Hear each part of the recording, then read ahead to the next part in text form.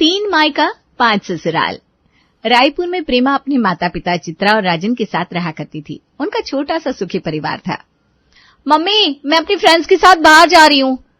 कहाँ जा रही है बेटा? कहाँ क्या मतलब, बाहर जा रही हूँ, कहीं ना कहीं चली जाऊंगी ना।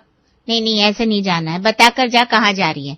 इकलौती लड़की है हमारी और हमें ही नहीं पता कि वो कहाँ जा रही है। पापा देखो ना मम्मी क्या बोल रही है। अरे भाग्यवान, तुम कभी कहीं घूमने नहीं गई क्या सहेलियों के साथ? तुम्हें हमेशा पता होता था कहाँ जा रही हो। हाँ, बस शुरू हो गई आपकी वकालत। तो मेरी भी बात सुन लीजिए। वो जमाना और था, ये जमाना और है। यस मम्मी, वो जमाना और था। उस टाइम पे मोबाइल नहीं होते थे, आजकल मोबाइल होते हैं। मैं जहाँ जाऊंगी आपको अपडेट कर दूंगी। ओके? हाँ, ये सही रहेगा। अब तो खुश होना भाग्यवान। हाँ, बहुत खुश हूँ। मुझे लड्डू पेड़े मिल गए ना, जो खुश हो जाऊंगी मैं। फिलहाल ठीक है, जाओ, पर अपडेट करते रहना कहाँ जा रही और कब तक लौटोगी। ठीक है मेरी माँ। प्रेमा अपनी सहेलियों के साथ चली गई, लेकिन चित्रा को उसकी चिंता लगी हुई थी और इस चिंता के चलते वो प्रेमा पर बहुत सख्ती करती थी। एक दिन प्रेमा खरीदारी करके वापस लौटी तो उसके चेहरे पर खुशी थी। उसने कुछ सुंदर सलवार सूट खरीदे थे, लेकिन उसके साथ ही पहली बार एक जींस और टॉप भी ले आई थी। उसे ये पहनने की बहुत इच्छा थी, लेकिन ये बात उसकी माँ चित्रा को कैसे पसंद आती। अरे वाह, कितने सुंदर सूट लाई है तू। यही तो चाहिए एक संस्कारी लड़की को। रंग भी कितने प्यारे हैं। जैसे ही बैग से जींस और टॉप बाहर निकलता है, चित्रा का चेहरा सख्त हो जाता है। ये क्या निकला? ये किसके लिए लाई हो? हमारे घर में तो कोई लड़का नहीं है जो ऐसे कपड़े पहने। मम्मा, ये मैंने अपने लिए लिया है। क्या? तुम्हारा दिमाग खराब हो गया है क्या? अब तुम इतनी बेशर्म हो गई हो कि जींस टॉप पहनकर घूमोगी। हमारे घर की लड़कियां ऐसे नहीं घूमती। मम्मी, इसमें बेशर्मी वाली कौन सी बात है? आजकल हर लड़की पहनती है। हाँ, और आजकल की लड़कियां घर वालों की इज्जत का कबाड़ा भी कर रही है। तुम उन्हीं में से बनना चाहती हो? पापा कुछ कहिए ना मम्मा को। अरे भाग्यवान, जमाना बदल रहा है, लड़कियां भी। आप चुप रहिए।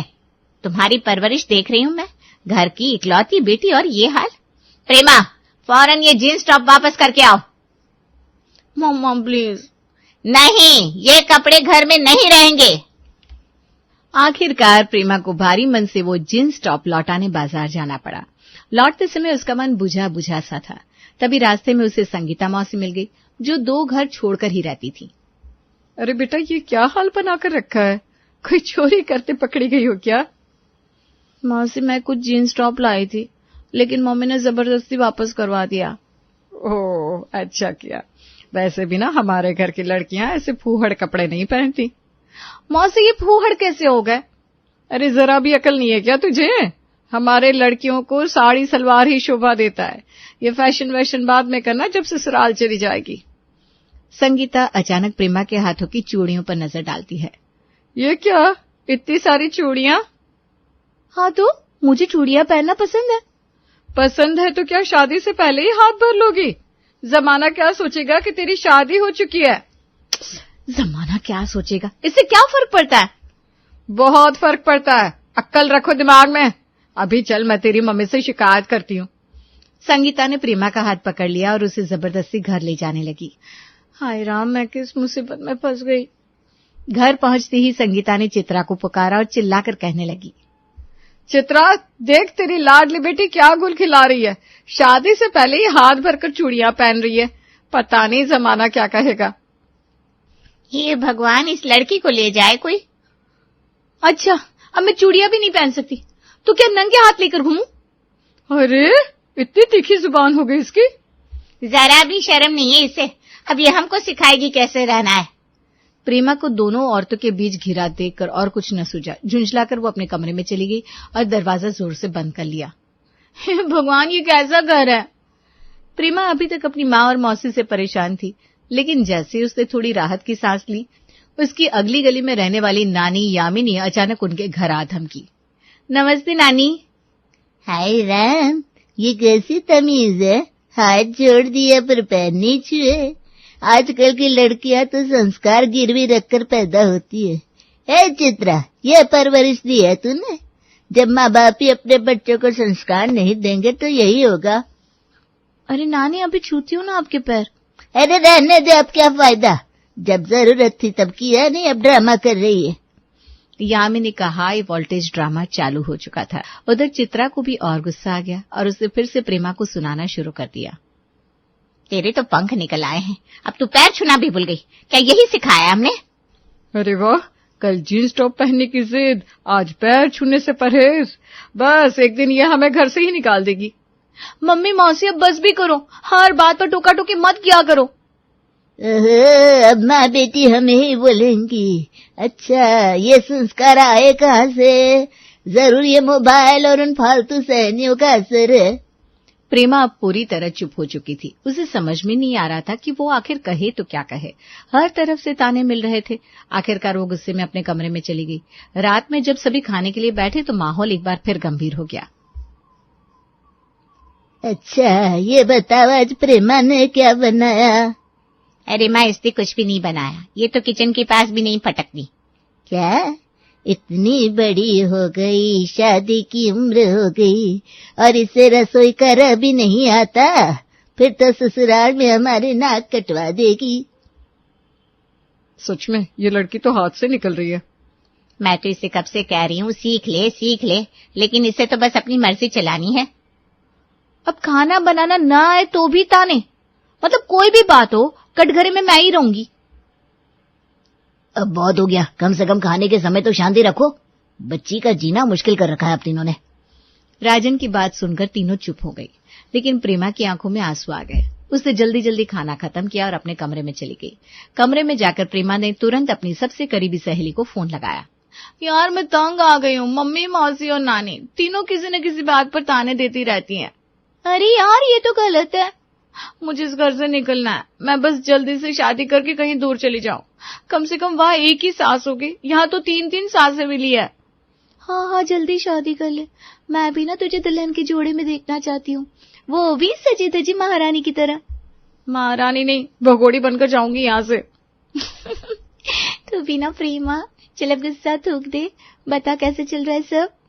समय बीतता गया और अंततः चित्रा और संगीता ने प्रेमा के लिए एक अच्छा लड़का खोज लिया, संजय। जब शादी हुई तो सभी रिश्तेदारों ने तारीफों के पुल बांध दिए। बहुत अच्छा लड़का है, सरकारी नौकरी करता है, संस्कारी भी है। हाँ बहन जी, बस हमारी बेटी का भाग्य है। भाग्य तो संजय का भी होगा, जो उसे हमारी प्रेमा जैसी पत्नी मिलेगी। हाँ, ये बात भी सही है आपकी भाई साहब। शादी की तैयारियां जोरों पर थी, लेकिन प्रेमा मन ही मन सिर्फ विदाई के दिन का इंतजार कर रही थी। जब विदाई का समय आया तो आम दुल्हनों की तरह उसने रोने का नाटक भी नहीं किया। हाय राम, कैसी लड़की है, जरा भी नहीं रोई। लगता है जैसे जेल से छूटकर जा रही हो। हमारी परवरिश में ही कोई कमी रह गई होगी, तभी इसे मायके छोड़ने का कोई दुख नहीं है। हाँ, अब ससुराल में जाकर पता चलेगा जब वहाँ इसकी सास इसे काम पर लगाएगी। ऐसी लड़कियों को उनकी सास ही सुधारती है। प्रेमा ने एक लंबी सांस ली और मन ही मन सोचा, ये मेरी आखिरी बार की सुनवाई है, उसके बाद मैं फ्री। इस टाइम जितनी बकवास करनी है कर लो, मुझे कोई फर्क नहीं पड़ेगा। वो खुशी खुशी अपने ससुराल के लिए रवाना हो गई।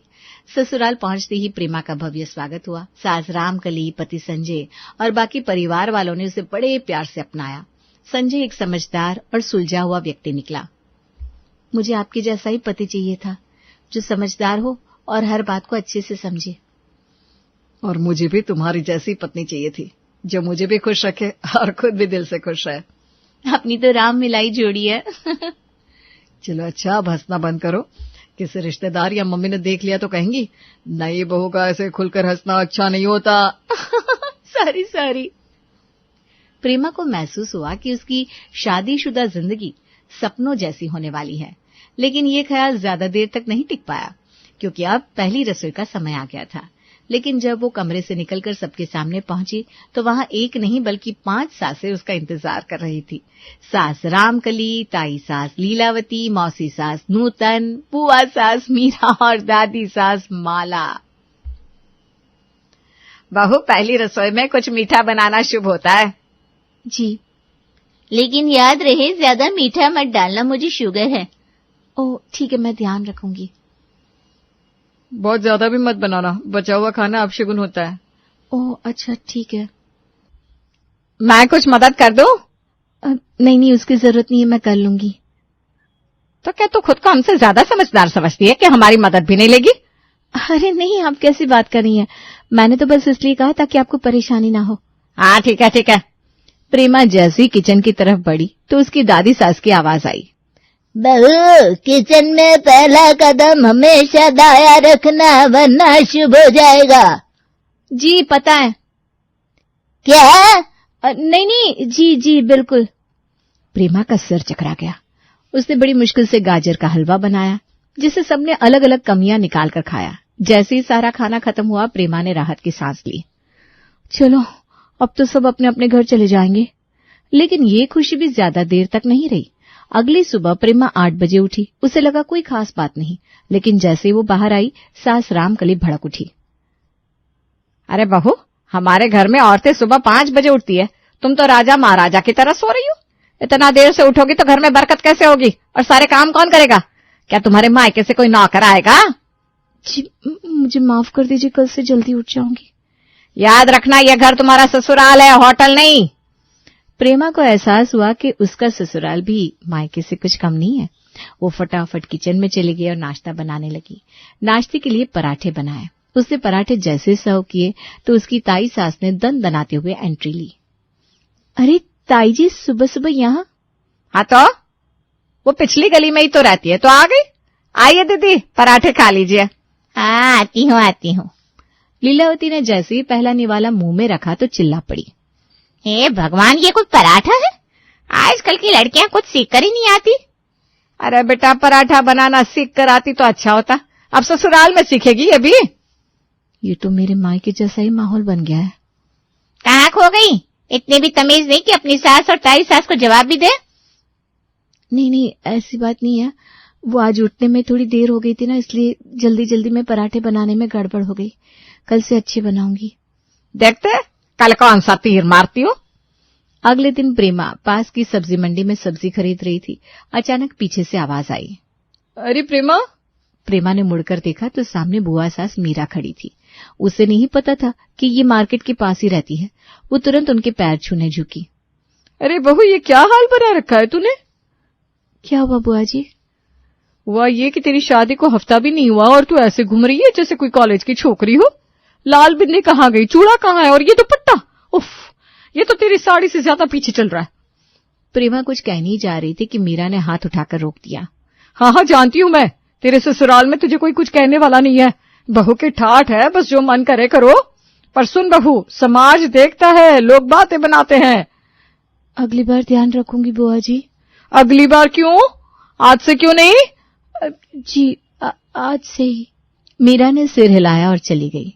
प्रेमा ने राहत की सांस ली, लेकिन उसके मन में ख्याल आया, मायके और ससुराल में कोई ज्यादा फर्क नहीं दिख रहा।